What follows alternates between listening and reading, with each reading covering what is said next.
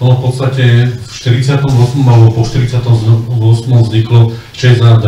Bola to vtedy asi organizácia, ktorá fungovala teda aj na báze nákladnej dopravy, aj na báze autobusovej. Teda to boli asi také dve hlavné línie. Áno, bol to vlastne taký hlavný dopravca vykonávajúci všeobecne cestnú verejnú nejakú dopravu v Československu. Bol členený teda na viaceré podniky, závody, prevádzkárne, mal pomerne zložitú organizačnú štruktúru a vykonával teda aj nákladnú dopravu automobilovú, aj teda autobusovú. V prípade tej autobusovej sa zameriaval hlavne na prímestskú dopravu, tak ako je to v podstate aj dodnes, aj teda diaľkovú. A v tých menších mestách, v ktorých nebola elektrická trakcia, to znamená, neboli tam električky, neboli tam trolejbusy, tak v tých menších mestách vlastne potom od tých 60. rokov, ak bol v meste nejaký komunálny podnik, tak to vlastne zaniklo a tá doprava bola potom delimitovaná pod prevádzku ČSAD, ktorý to následne prevádzkoval tých 60., 70., 80. rokov a vlastne aj dodnes to tak zostalo vo väčšine prípadov týchto miest, že tie nástupnícke organizácie ČSAD, SAD, dneska teda je to Arriva v Trnave, prevádzkujú túto mestskú dopravu. V tých archívoch vlastne väčšinou ako sú zachované informácie o doprave? Sú to len čisto nejaké zápisnice alebo nejaká taká agenda z podnikov? Napríklad zaujíma ma to aj preto, lebo sú tam aj cestovné lístky, sú tam aj také rôzne tie artefakty, ktoré niektorí máme aj doma uložené. Či v týchto archívnych materiáloch boli aj takéto veci, alebo to naozaj boli len nejaké textové záležitosti? Textové záležitosti by som skôr povedal. Ako takéto veci ako cestovné lístky, k tomu sa človek naozaj skôr dostáva takto súkromne cez buď nadšencov, alebo nejaké náhodné nálezy, objavy domácnosti niekde po šuplíkoch v rodinách. Našiel som napríklad tie staršie cestovné lístky z čias ešte samoobsluhy. Som našiel úplne náhodou založené ako záložku v knihe u mamy môjho kamaráta, ktorý v podstate náhodne sme tú knihu chytili do ruky a vypadli mi odtiaľ tie lístky, a keďže som vedel, že ona v minulosti žila v Trnave a že to boli tie lístky z mestskej dopravy, bolo jednoznačné, keď boli pod hlavičkou ČSAD, z ktorého mesta pochádzajú, aj keď oni v podstate vyzerali veľmi podobne v rôznych mestách. V tých archívnych fondoch to boli skôr rôzne písomnosti, korešpondencia podniková, najmä vtedy, viete, keď začínala tá mestská hromadná doprava v tých 50. rokoch v Trnave, tá obnovená, keď teda nerátame tých súkromníkov, čo vlastne po znárodnení zaniklo, tak tam bol obrovský problém napríklad zohnať vozidlá, zohnať vozidlový park na to, aby bolo možné vôbec začať nejakú linku mestskú prevádzkovať. Tam bola veľmi rozsiahla korešpondencia medzi Krajským národným výborom, Okresným národným výborom, medzi v podstate povereníctvom dopravy, ministerstvom. Rôzne také komunikácie tam prebiehali, kde vôbec zohnať nejaké autobusy, lebo jednoducho ten dopyt bol vtedy obrovský po autobusoch v rôznych dopravných podnikoch a tá výroba nestihala pokrývať požiadavky ani len tých veľkých miest, nie to ešte takýchto menších, takže tá doprava začínala s malým ojazdeným autobusom, ktorý v podstate hneď na začiatku potreboval generálnu opravu, aby vôbec mohol začať prevážať ľudí. Aj to bolo vlastne málo, bola rozbehnutá spolupráca medzi tým komunálnym podnikom, ktorý ten autobus získal, a ČSAD, ktorý tiež vlastne sa podielal na tej doprave jedným autobusom. No a samozrejme výstavba veľkých podnikov, ako to vtedy bolo v Trnave, teda Taska alebo Coburgové závody, Skloplast, tak to asi bolo takým prirodzeným hýbateľom toho, aby sa rozvíjala tá mestská doprava, a hlavne teda ten návoz a odvoz na zamestnancov. No, v 50. rokoch sa znovu vlastne rozbehol taký obrovský rozvoj aj industriálny vlastne v mestách. Trnava bola jedno také veľmi významné priemyselné centrum, tie podniky si presne spomenul. Skloplast myslím, že od 67. až. No, ale boli aj ďalšie a postupne pribúdali. Tie Coburgové závody boli veľmi dôležité, bol tu cukrovár, boli tu v podstate sladovne, pivovary, Figaro. Tých podnikov tu bolo veľa, vozovka, oprava železničných vozňov. Podnikov bola veľa, mnohé z nich majú tradíciu teda ešte vlastne z 19. z prelomu 19. a 20. storočia, ale po vojne sa teda rozvíjali ďalej. Mnohí zamestnanci vlastne prichádzali po železnici do Trnavy a ďalej by potrebovali teda tie posledné kilometre absolvovať nie pešo, ale autobusovou dopravou.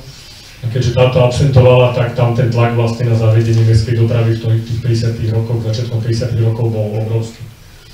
V podstate, keď si spomenul tie lokality, tak to sú lokality, kde chodili všetky linky. Na stranu Trstínskej, na stranu Coburgových závodov, teda Tasky, na stranu Vozovky, môžeme povedať, alebo do Kamenného mlyna, na tie 4 smery hlavne. Áno, začínalo to vlastne tak, že tá prvá línia obsluhovaná autobusmi v meste vlastne spájala. Vlastne to bolo také predĺženie tých pôvodných trás ešte z čias tých súkromníkov, spájali vlastne železničnú stanicu s centrom mesta, ale bolo to potom už v 50. rokoch vlastne potiahnuté až na Kopánku, kde už vznikali vtedy obytné štvrte, obytná kolónia. Na opačnom konci z tej stanice, z tej stanice to pokračovalo potom ku Kolosmaltu a vlastne tým Coburgovým závodom. Tam bol vlastne taký problém, že cestujúci, ktorí prichádzali či už teda z mesta, alebo prichádzali po železnici, mali železnicu ako prekážku, ktorá sa ťažko prekonávala, pretože tam nebol vybudovaný nadchod nad železničnou traťou a preto vlastne častokrát aj tí zamestnanci, keď vystúpili z vlaku, boli nútení križovať tie kolaje, čo bolo dosť nebezpečné, bolo to v podstate nie úplne legálne, pretože sa nechcelo obchádzať to dokola. No a tie autobusy potom boli veľkou pomocou, pretože uľahčili vlastne dopravu zamestnancov do týchto podnikov. Aj v podstate bezpečnosť sa zvýšila, pretože tam mnoho nešťastí sa práve stalo pri tom prechádzaní na tú opačnú stranu od stanice smerom teda na stranu teda časti, ako je Tulipán. Toto bol práve jeden z argumentov tiež pre zavedenie mestskej dopravy v Trnave. Tak to boli tie hromadné linky. Môžeme povedať teda, že postupne ako sa vyvíjali jednotlivé druhy vozidiel, tak sa postupne boli zavádzané aj na tie jednotlivé linky, teda od tých autobusov z 50. rokov až po tie 80. roky. Áno, no tie začiatky vlastne, ten vozový park bol, ako som spomínal, veľmi malý, boli tam vozidlá malej kapacity, ktoré ťažko vlastne stačili pokrývať potreby mestskej dopravy. A postupne vlastne až nákup tých prvých takých veľkokapacitných československých autobusov, taký prvý typ bol Škoda 706 RO. Prvý takýto autobus sa do Trnavy dostal v roku 1954. A následne vlastne až do roku 1957 postupne práve týmto typom autobusov prebehla obnova celého vozidlového parku mestskej dopravy, ktorý ešte pod hlavičkou dopravného kombinátu alebo dopravného podniku. Pardon.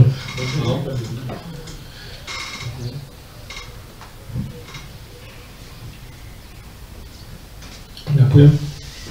No a práve nákup týchto veľkokapacitných autobusov umožnil rozvoj ďalších liniek, ktoré začali spájať potom Trnavu aj s takými okrajovými časťami. Boli to pôvodné samostatné obce, ktoré neskôr začali vlastne byť súčasťou Trnavy. Modranka, Hrnčiarovce nad Parnou, Bielý Kostol, že tam smerovali ďalšie linky, potom sa to rozvíjalo smerom na Vozovku, Linčiarska cesta, postupne ako sa rozvíjali tie obytné štvrte. Neskôr teda pribudlo sídlisko Prednádražie, najprv teda tá jednotka, tá staršia časť, potom aj tá dvojka. Neskôr teda sa začala rozvíjať tá obytná výstavba v tej časti mesta, v ktorej predtým boli tehálne, to znamená Zátvor, Vodáren, Družba. Vznikali tam obrovské sídliska, ktoré takisto bolo treba obsluhovať mestskou dopravou a vlastne to sme sa postupne dostali do tých 80. rokov, kedy ten počet liniek na konci 80. rokov dosiahol čísla 21. Čiže môžeme povedať teda, že to bolo pokrytie, ktoré bolo naozaj pokrývalo to všetky potreby tej doby. Teda keď zoberieme tú schému, ako fungovali, existovali výrobné podniky, ako sa premiestňovali zamestnanci a podobne. Áno, a vlastne v tej dobe všeobecne v Československu bola taká snaha v tých prevádzkach mestskej dopravy smerovať tie linky vlastne, ako by sa dalo povedať, tak zjednodušene odšade a všade, pretože bol neprestupný tarifný systém, ľudia platili tú korunu za jednu jazdu a podľa možností mali snahu vlastne dopraviť sa do cieľa bez nejakých väčších prestupov, preto minimálne v tých časoch prepravných špičiek boli naozaj priame spojenia, ktoré umožňovali teda z každého toho sídliska sa dostať do tých pracovných štvrtí. Preto aj ten počet liniek bol taký obrovský, lebo naozaj vlastne boli kombinácie všetky možné prakticky takmer existovali medzi jednotlivými mestskými časťami. Takže pokrývalo to v podstate po tejto stránke potreby. Na druhej strane nevýhoda zase toho linkového vedenia s veľkým počtom liniek je, že tie intervaly neboli nejaké dobré v tej dobe. Tie autobusy jazdili relatívne málo často a tie intervaly boli aj nepravidelné, takže ľudia v podstate museli to poznať naspamäť, využívali ten svoj pravidelný spoj každý deň a boli vlastne zvyknutí na tú dopravu, čo sa potom stretlo aj s takým pomerne veľkým odporom, keď sa v roku 1990 urobila taká dosť veľká zmena linkového vedenia. Vlastne potom už prichádzala tá tzv. Taktová doprava, prestupné systémy, alebo to bolo až vecou toho ešte neskoršieho obdobia? To v podstate ešte neskôr. Tam najprv teda aj z takého dôvodu šetrenia, úspor a také nejakej optimalizácie čiastočnej poklesol najprv počet liniek z tých 21 na 12, potom neskôr teda pribudla 13, 14 potom vznikla ako také odčlenenie časti spojov linky 5 kvôli prehľadnosti. Takže tam v podstate len také tie najvýznamnejšie trasy zostali, niektoré tie priame spojenia sa zrušili a už bola teda nutnosť toho prestupovania medzi jednotlivými spojmi. Hoci v tom čase ešte ten systém nebol prestupný. Tie prestupné lístky, alebo teda lístok v zníženej cene po prestupe, to bolo zavedené vlastne až niekedy okolo roku 2000, po roku 2000. To znamená, že stále ešte fungoval ten systém, aj keď v zredukovanej podobe celé 90. roky, možno aj zavedením týchto čipových systémov a všetky celej elektroniky sa dalo uvažovať o nejakom prestupnom lístku. Presne tak, ešte možno by sme sa mohli pristaviť tej histórii toho tarifného riešenia a cestovných lístkov. V tých úplných začiatkoch vlastne fungovali v autobusoch sprievodcovia, ktorí predávali cestovné lístky cestujúcim. Spravidla mali teda potom nejaké to svoje pevné stanovište v tých autobusoch, Škoda 706 Aero, RTO. Po roku 1963 sa postupne začalo na linkách zavádzať tzv. Samoobsluha. A ono to bolo tak, že my sme kopírovali ten systém, ktorý bol všade, vo všetkých mestách, s tými sprievodcami? Ten vývoj bol podobný, áno. Aj v iných mestách v Československu tie tarifné systémy boli v podstate obdobné. Na niektorých tých fotkách vidíme aj takéto S-ko na autobuse, nielen v Bratislave, ale napríklad teda aj myslím, že aj v tejto knižke na tých fotkách sú, to znamená, že to bola linka, kde bol, alebo už nebol sprievodca. Tam už nebol sprievodca, tam vlastne cestovné lístky sa zakupovali z vodiča autobusu, v takzvanej ako keby samoobsluhe. Cestujúci nastupoval prednými dvermi a pod dozorom vodiča vlastne vhadzoval tú sumu cestovného do pokladničky. Čiže tá koruna to bola stále v podstate? No, menili sa tie tarify priebežne, v počiatku to nebola ani celá koruna, potom neskôr vlastne sme sa dopracovali k tej korune. Boli to aj teda halierové. V úplných začiatkoch dokonca tam boli ešte pásmové tie tarify, bol rozdiel, či človek cestoval v rámci mesta alebo cestoval do Bieleho kostola. Tam bola potom tá tarifa väčšia, neskôr sa to teda ujednotilo a platilo sa teda u toho vodiča do tej pokladničky, ktorý pod dozorom vlastne vydal cestovný lístok taký útržkový, kde bol teda označený dátum a nebolo možné teda ten cestovný lístok použiť viackrát. No a potom sa myslím, že vrátilo čiastočne k tomu systému od 90. rokov, teda nástup vodiča a kupovanie si lístkov. Áno, no táto samoobsluha, ktorá sa zavádzala postupne od roku 1963, myslím, že až do roku 1974, po linkách, nebolo teda na všetkých linkách zavedené naraz, tak tá sa potom v roku 1978 nahradila tzv. Mechanizovaným odbavovaním cestujúcich.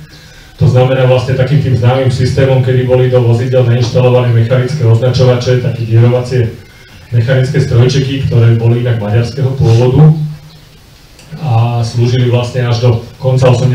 rokov potom v autobusoch.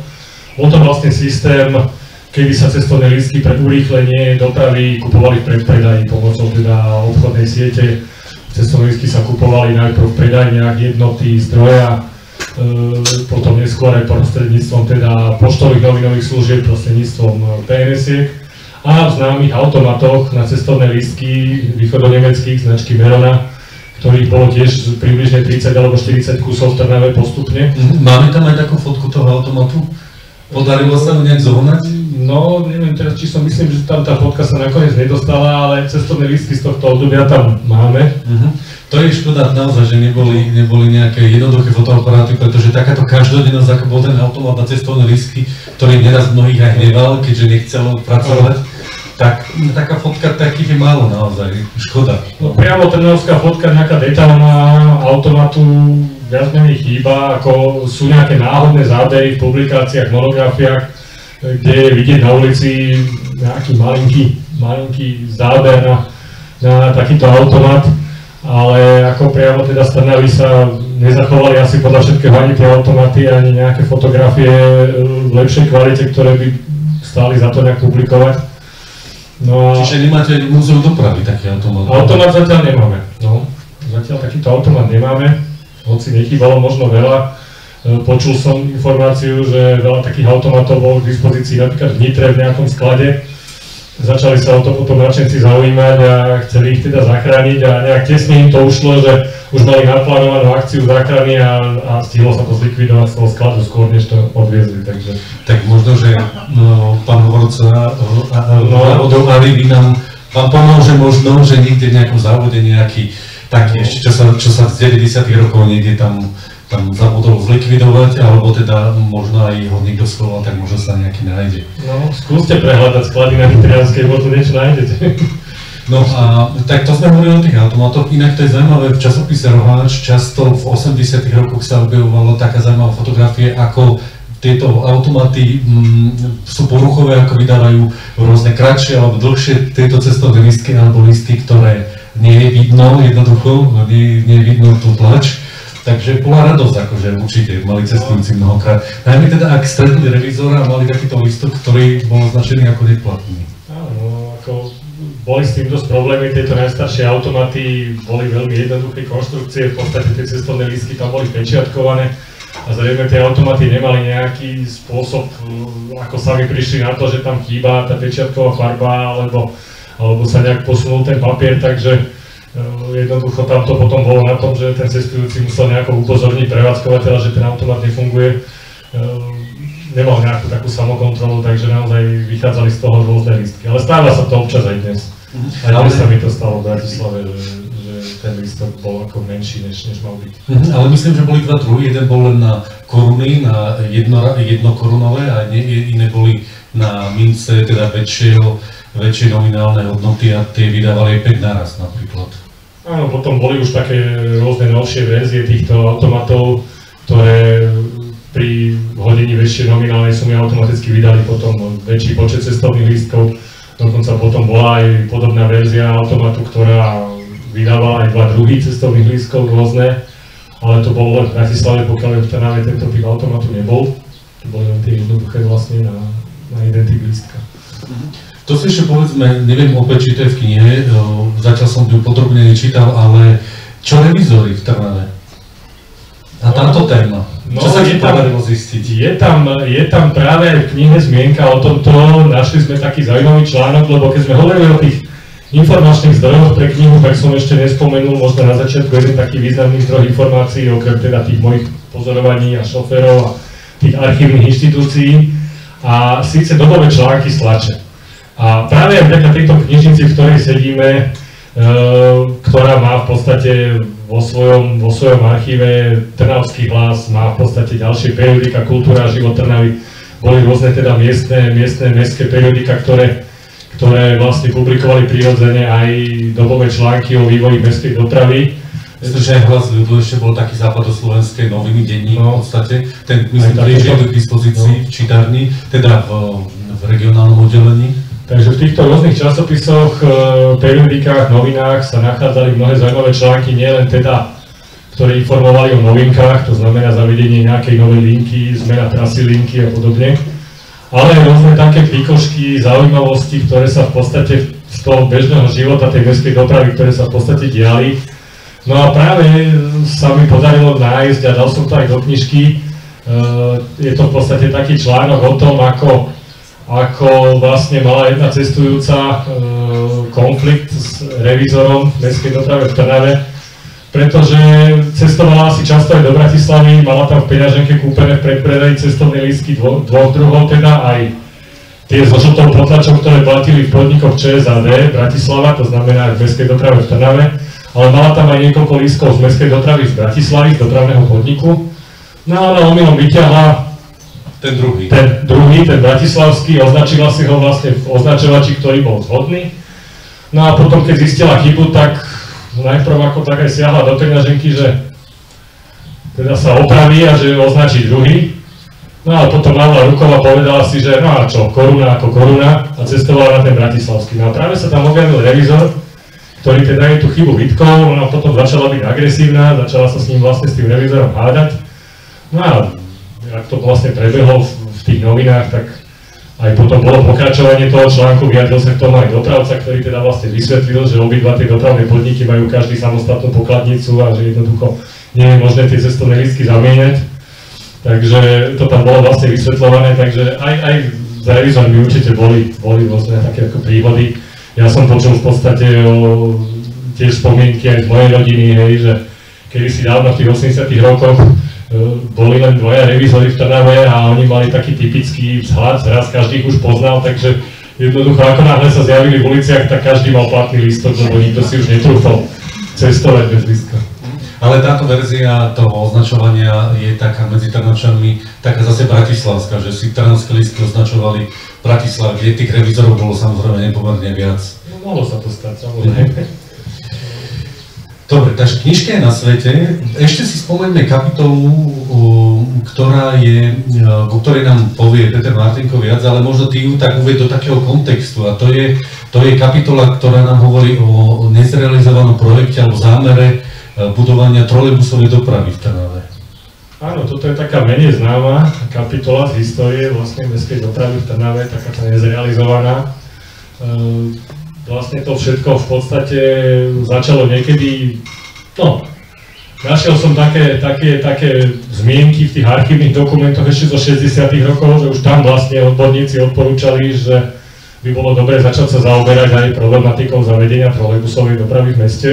A to bolo viac menej len taká nejaká jedna veta do vetra, ktorá padla na nejakom zasadaní, na nejakom štábe, v podstate nejakej také pracovnej porade. Ale viacej sa tomu, podľa mojich informácií, teda nikto nejak vyššie nevenoval. No ale potom vlastne v 70. rokoch všetci vieme, že tu bola ropná kríza a bol veľký problém vlastne s pohonnými hmotami, začali sa hľadať úspory vlastne, ako šetriť naftu, ako v podstate potom aj ekologizovať tú verejnú dopravu. No a práve rôzne tie inštitúcie, ako Výskumný ústav dopravný a rôzne ďalšie takéto inštitúcie sa začali zaoberať s tým, v ktorých mestách by bolo vhodné a realizovateľné zaviesť trolejbusovú dopravu ako taký možno najjednoduchší, najlacnejší, najrýchlejšie realizovateľný elektrifikovaný systém verejnej dopravy v meste. No a práve Trnava bola tiež na zozname, bolo to jedno z miest, ktoré sa tam do toho zoznamu dostalo a kde sa o tomto začalo uvažovať naozaj reálne a začalo sa vlastne aj konkretizovať v podobe nejakých štúdií, plánov, projektov. Možno Peťo Martinko o tom vie tak viac, že by mohol porozprávať. Sa spýtame jeho. Takže možno teraz si oddychni, zober si vodu, ešte ti nalajme a tak sa vymente medzi sebou na tú chvíľku.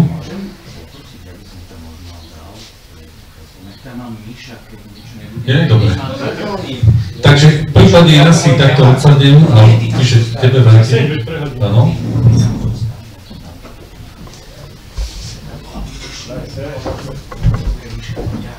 Ten výskum v archívoch, teda si to skúmal, tak nám o tom povedz.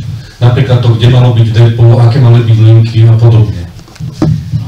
Ďakujem za slovo, ale ešte uvediem, že k histórii trolejbusovej dopravy v Trnave som sa dostal vlastne aj vďaka tebe, pretože musím povedať, aký je môj vzťah v Trnave. Mám tu na zopár dobrých známych, moja krstná mama je z Trnavy. A keď som sa cez nejaké pracovné projekty zoznámil s pánom Jurčom, pretože sme riešili nejaké témy na publikovanie, tak raz som za ním došiel do Trnavy Ja som si... Chcel si ísť trolejbusom. Nechcel som ísť trolejbusom, ale dostal sa mi do rúk jednu periodiku Trnavské novinky z Radnice, a z ktorého som bol veľmi milo prekvapený, že mesto Trnava, aký má informačný časopis. A popri tej príležitosti mi napadlo, že by bolo dobré v tomto časopise možno niečo z histórie Trnavskej mestskej dopravy uverejniť, pretože som si spomenul, keď som v mladosti, alebo možno pred nejakými 10-15 rokmi bádal v jednom dopravnom ústave ohľadom histórie nejakých vecí, ktoré sa týkali Bratislavy, tak mám tam jedného známeho pána, s ktorým sme prebrali veľa vecí, a mi v hlave taká spomienka skresla, že on mi hovoril, že pracoval na histórii zavedenia trolejbusovej dopravy v Trnave. Tak som si povedal, že toto by bola určite veľmi zaujímavá téma, ktorá by sa mohla dostať na svetlo sveta, a som Martinovi navrhol, že by sme mohli spoločne pripraviť nejaký článok o histórii zavedenia. Myslím, že dokonca tých článkov bolo vtedy viac. Bolo to na dvakrát. Takže sme najprv začali výskum tu v Trnave v štátnom archíve, a myslím, že nejaké veci sme hľadali aj tu na Trnavskej knižnici. Našli sme samozrejme nejaké zdroje, a ešte potom som ja mal dosť časté rozhovory s pánom inžinierom Kačom, ktorý svojho času pracoval v bratislavskom dopravom projekte, a tento pán inžinier mal koncom 80. a začiatkom 90. rokov mal na starosti práve zavedenie trolejbusovej dopravy v Trnave. Tak to bol taký prioritný a veľmi cenný zdroj informácií, z ktorých sme čerpali. Do akého štádia sa vlastne dostali tie zámery budovania trolejbusovej dopravy? Tak samozrejme odsúhlasenie bolo na magistráte, alebo teda na tedajšom mestskom národnom výbore. Plány vznikli, neviem teda, či boli úplne zrealizované plány budovania jednotlivých liniek. No, celý ten projekt zavedenia trolejbusovej dopravy v Trnave sa dostal do takého štádia, že už iba začať výstavbu. Tomu sa dostanem trošku neskôršie, ja skúsim popísať celý ten projekt a vlastne vývoj trolejbusovej dopravy v Trnave. Musím povedať, že Trnava mala k zavedeniu trolejbusov veľmi malinký krok stačil. Viem, že niekedy koncom 70. a začiatkom 80. rokov, jak to spomenul Michal, bolo vytipovaných nejakých 30 miest v bývalom Československu, ktoré za určitých podmienok spadali do miest, ktorých by mohla byť zavedená vo výhľade trolejbusová doprava. Jedným z týchto miest bola samozrejme aj Trnava, pretože vtedy to už bolo veľmi významné mesto, jednak historicky, jednak čo sa týka priemyslu. Áno, ale takto, čo sa týka z hľadiska dopravy, proste Trnava do tohoto užšieho výberu zapadla. Čiže podarilo sa nakoniec realizovať Žilina, Banská Bystrica, Prešov bol skoršie, a z týchto novších Žilina, Banská Bystrica, ešte Košice. Bohužiaľ v Trnave sa to nepodarilo. Bola urobená celá komplet projektová dokumentácia. Projektant chcel začať, alebo vidina rozvoja trolejbusovej dopravy bola taká, že sa malo začať koncom 80. a začiatkom 90. rokov, s tým, že po nejakých 5 rokoch výstavby by boli okolo roku 1995 uvedené prvé trolejbusy, prvá mestská sieť, ktorá mala mať, myslím, nejaké 4 linky, a tento rozvoj nemal ustávať. Do roku 2000 bolo plánované, že trolejbusy v Trnave by mali 5 alebo 6 liniek. Bohužiaľ nastalo to v dobe, kedy sa menil politický režim v 89. roku. Už keď sa malo začať s výstavbou, akurát došla revolúcia, bolo potrebné riešiť iné štátoprávne veci, a samozrejme zmenilo sa aj financovanie veľkých projektov, pretože trolejbusy v Trnave mali byť postavené zo štátneho rozpočtu československého. Keď vznikla následne potom Slovenská republika, tak ministerstvo dopravy odmietlo dať na tento projekt nejaké financie a povedalo mestu Trnava, že samozrejme môže mať trolejbusovú dopravu, ale že jeho výstavbu si musí zabezpečiť z vlastných zdrojov a takýto veľký projekt mesto Trnava nebolo schopné vtedy financovať zo svojho rozpočtu, takže všetky prípravné práce, ktoré už boli na spadnutie a tie trolejbusy sa mali začať v Trnave zavádzať, tak boli odložené na neskoršie, kedy mesto bude v takej finančnej kondícii, že si to bude môcť dovoliť, ale tento stav už potom nenastal. Tak počkáme ešte pár rokov, ale môžeme povedať, že tie hlavné linky kopírovali súčasné, alebo teda dovtedy existujúce linky mestskej hromadnej dopravy, to znamená ten hlavný úsek, povedzme cez hospodársku alebo hlbokú. Vízia mestskej dopravy na báze trolejbusov, teda trolejbusy, ktoré mali byť nosným systémom a mestskej dopravy v Trnave, myslím, bola taká, že bolo 5 základných liniek trolejbusov, ktoré by obslúžili všetky najvyťaženejšie úseky v meste a boli by doplnené autobusovými linkami, ktorých malo byť tiež 5 alebo 10. Takže trolejbusy mali byť tá hlavná, ten hlavný zberný nosný systém mestskej dopravy a autobusy mali tvoriť doplnkovú dopravu. Pritom sa tam rátalo, myslím, že v jednej etape z tých projektov aj jednu to predĺženie linky do Jaslovských Bohuníc.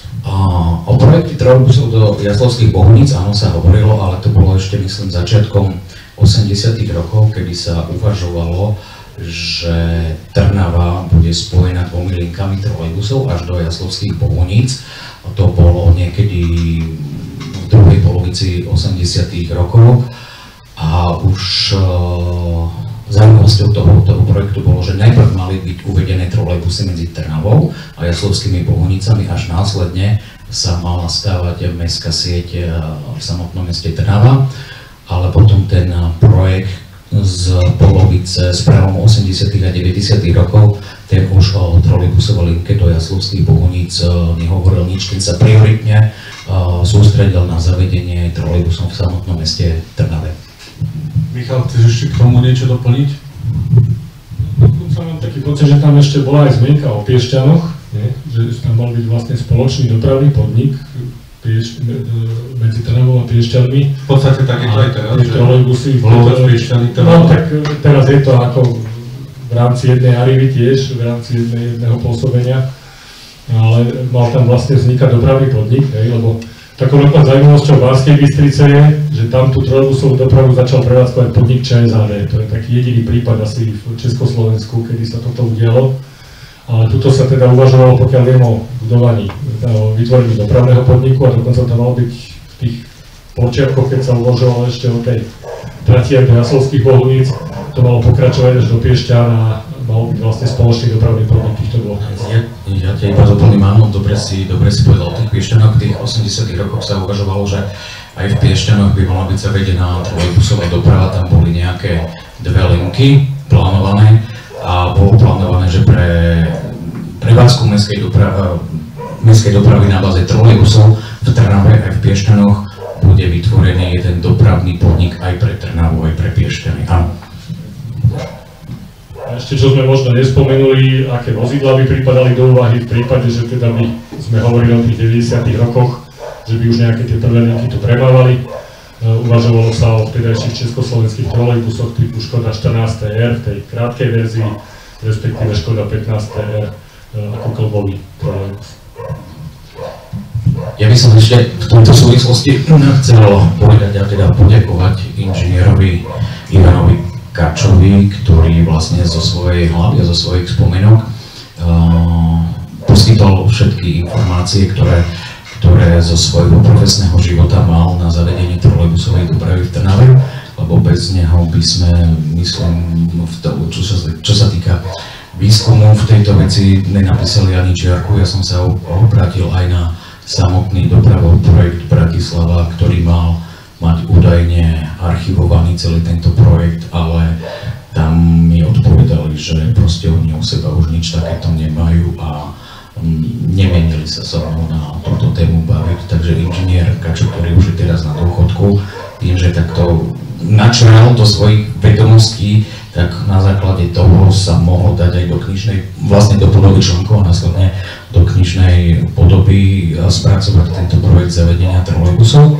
Ja ešte možno iba doplním, že teda s Michalom sa poznám už viacero rokov, Martin s tebou tiež, a výsledkom vlastne tejto spolupráce bolo to, že ja som vedel, že Mišo pripravuje alebo má bohato preskúmanú históriu mestskej hromadnej dopravy v Trnave, a keď mi povedal, že pripravuje vydanie publikácie, tak som mu všetky tie veci, ktoré ja som mal prístupné ohľadom zavedenia trolejbusovej dopravy v Trnave, som mu ich ponúkol a som ho vlastne, nechcem povedať poprosil, ale som ho tak podpravoval asi vsunul tú myšlenku, že určite nech to do tej knihy dá, pretože stojí za to, aby táto informácia bola zachovaná pre ďalšie generácie.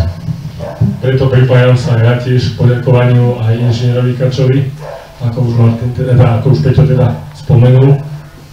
Zároveň teda aj tebe, Peťo, že si to takto v podstate dal dohromady, spracoval a poskytol to aj naučili tieto publikácie, pretože určite tá zmienka o tých trolejbusoch od počiatku bola myšlienka, že sa v tej publikácii objaviť má, ale teda zďaleka ten rozsah informácií, ktoré ja som mal k dispozícii, bol nezrovnateľný. To, čo sa podarilo teda zohľadniť vďaka teda bývalému pracovníkovi dopravného projektu, tak to naozaj veľmi pomohlo ako rozšíriť a aj ozvláštniť tú knihu o takú kapitolu tej nerealizovanej dopravy, čo určite bude mnohých tiež zaujímať. Ja iba takto by som si dovolil využiť túto príležitosť a tak podprahovú myšlienku zase tebe vsunúť, keď budeš pripravovať druhé a doplnené vydanie tejto knižky.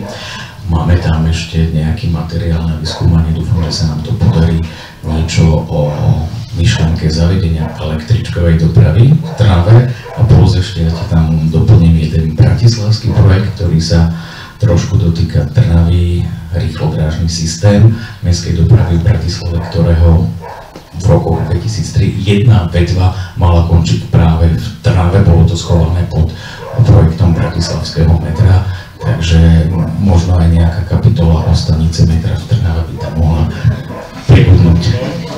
No prečo nie, no aj tej električky, to si dobre pripomenul, lebo to sme tu nespomenuli, takýto projekt už tiež bol, respektíve teda minimálne v dokumentoch dobových sa to objavilo, avšak podstatne skôr, to sa bavíme o roku 1925, kedy v podstate Trnava mala vypracovaný taký územný plán prostredníctvom jedného brňanského architekta a ten teda sa zaoberal rôznymi takými funkčnými celkami v Trnave, zaoberal sa teda fungovaním mesta a rôznou infraštruktúrou v meste.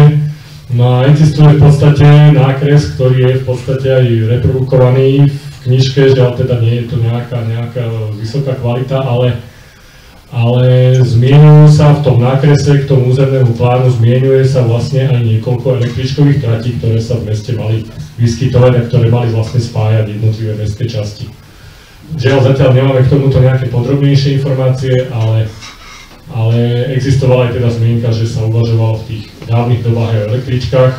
Bolo to v podstate svojím spôsobom prirodzené, lebo v Československu aj mnohé menšie mestá električkové prevádzky mali. Môžeme spomenúť napríklad Mariánske Lázne, Teplice a mnohé ďalšie, ktoré potom teda po druhej svetovej vojne zanikli a ktoré už teda potom buď boli nahradené len autobusovou alebo neskôr aj trolejbusovou dopravou. České Budějovice ešte by sme mohli zmieniť. Tých miest bolo viacero, takže uvažovalo sa vtedy o električkách aj v takýchto menších mestách, alebo teda vtedy menších mestách, čo už dneska, neviem, či niekto si vie predstaviť, že či by mesto išlo do takého projektu, že budovať električky tu na. Aj tie trolejbusy by boli výborná vec, keby sa podarili jedného dňa.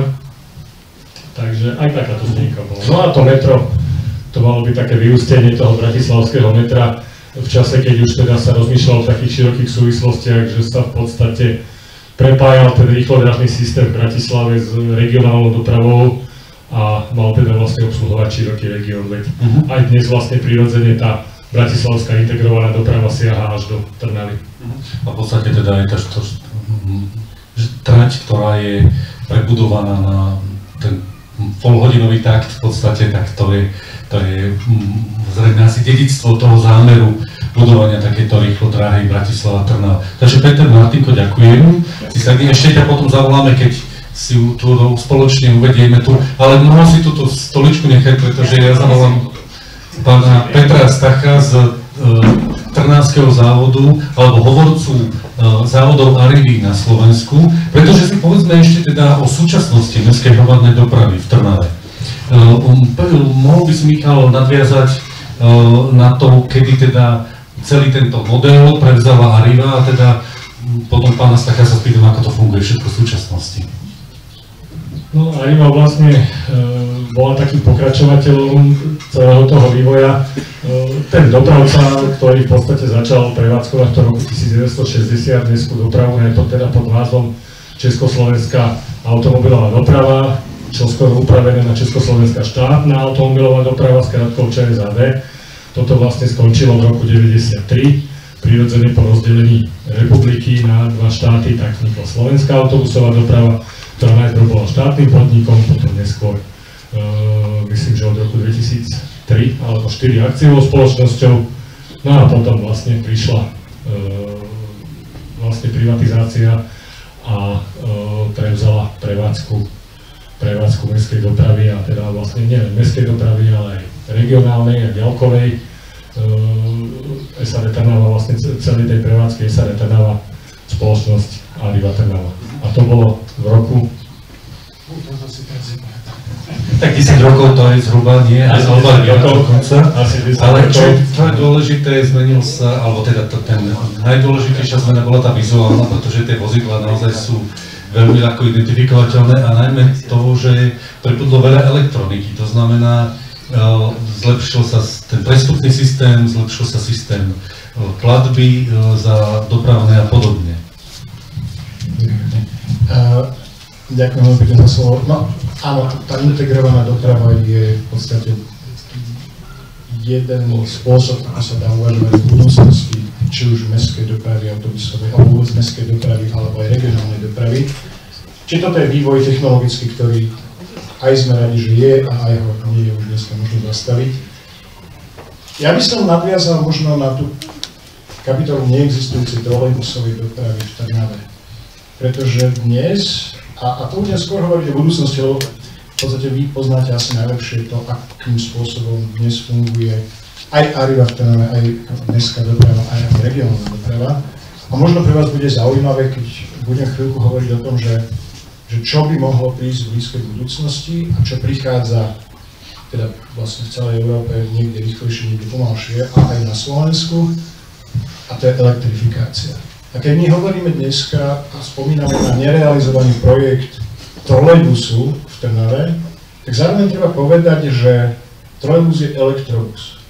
Len namiesto batérií, ktoré sú schopné ho udržať v prevádzke bez toho, aby bol napojený na sieť, tak používa trakčné vedenie.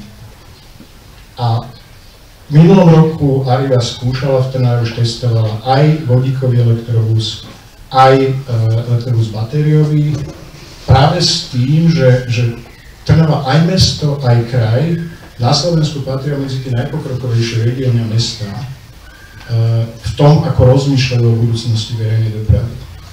A hľadajú spôsob, lebo samozrejme všetci sme si vedomi toho, že tie náklady na prechod, na tú transformáciu, na elektromobilitu sú ešte dnes stále vysoké.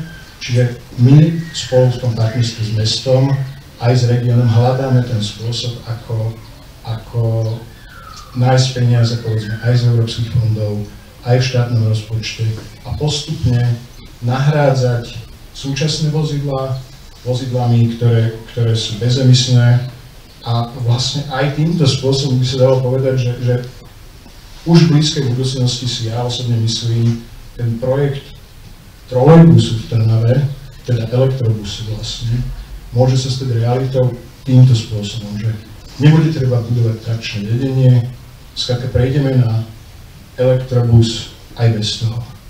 Samozrejme to bude znamenať pre Trnavu aj zmenu rozmýšľania o verejnej doprave a o tom, ktoré linky kam, akým spôsobom budú obsluhovať to mesto a jeho obyvateľov, pretože elektrifikácia zároveň znamená, že mestská doprava a o to viac regionálna doprava bude musieť brať do úvahy nabíjacie stanice a spôsob, akým táto nová technológia vplýva na plánovanie spojov, koľko spojov bude potrebných, koľko autobusov bude potrebných, aké dlhé linky budú môcť byť. Toto všetko je už otázka blízkej budúcnosti a ja si myslím, že verejná doprava nielen v Trnave, ale na celom Slovensku sa bude postupne meniť, pretože tá elektrifikácia to je skrátka nevyhnutnosť. To znamená, že to znamená teda, že je to prevádzka nielen teda ekologická, ale aj lacnejšia. Keď to porovnáme, či to ťažko hovoriť teraz z tohto pohľadu, aké sú ceny fungovania, či už za obstarania vozidiel alebo fungovania prevádzky? Tie kalkulácie už dnes sú rôzne. Prevádzkovo to asi vyjde dnes pri tých cenách, ktoré sú na rovnako, ale my dnes nevieme povedať. Veľmi záleží od ceny elektriny napríklad. Pokiaľ my by sme mali garantovanú cenu elektrickej energie na dlhšie obdobie, tak vieme povedať viac ako v situácii, kedy tá cena kopíruje v podstate trhy a my nevieme celkom jasne povedať, že tá investícia ako dlho bude trvať, kým sa vráti. Čiže toto sú všetko veci, ktoré sa začnú ukazovať až v momente, kedy sa vybuduje väčšia kapacita siete, väčšia kapacita zdrojov na to, aby tá elektromobilita aj vo verejnej doprave už mohla začať hrať vážnejšiu úlohu. Ďakujem. Ešte sa predsa len pristavím pri tých poriadkoch cestovných. Myslím, že veľmi dobrá zmena bola, okrem iného, že sa stal hlavným prestupným bodom, sa stala železničná stanica. To teraz vieme, že Trnavčania mali stále problém, ako sa dostať zo stanice na stanicu, pretože vždy bola stanica len takým jedným z tých bodov a nie je ten hlavný. Nie je otázka. Nadväznosť regionálnych spojov a mestských. Je teraz jedna z tých priorít asi to cestovného poriadku. Určite. A to teda opäť nie len v Trnave, to je v každom meste a v každom regióne, kde AIVA pôsobí, a teda aj tam, kde nepôsobí. Tá prestupnosť je kľúčová z pohľadu cestujúceho. Tá prestupnosť takisto má istú logiku z pohľadu toho, aký... Poviem to napríklad, každoročne meníme cestovné poriadky, predovšetkým v regionálnej doprave, v závislosti od grafikomu železničnej dopravy, ktorý sa takisto mení podľa toho, že aké sú podmienky na železnici, kde sú rekonštrukcie a takéto veci. A je to tak pretože nosným systémom verejnej dopravy je a do budúcnosti stále bude železnica a pretože autobus je flexibilnejší ako vlak odvezie viac ľudí. To znamená, má to svoju logiku a zároveň má svoju logiku aj to, že keď chceme, aby ľudia využívali verejnú dopravu viac ako individuálnu, tak musia mať ten komfort, že keď niekam prídu a potrebujú prestúpiť, tak ten spoj tam bude. Že tie veci budú na seba nadväzovať, že to bude mať logiku a že bude príjemné cestovať vo verejnej doprave. Že to bude jednoduché, že ten prestup nebude prekážka. Že nás to nenechá niekde na pol ceste s tým, že autobus neprišiel, vlak meškal, alebo naopak.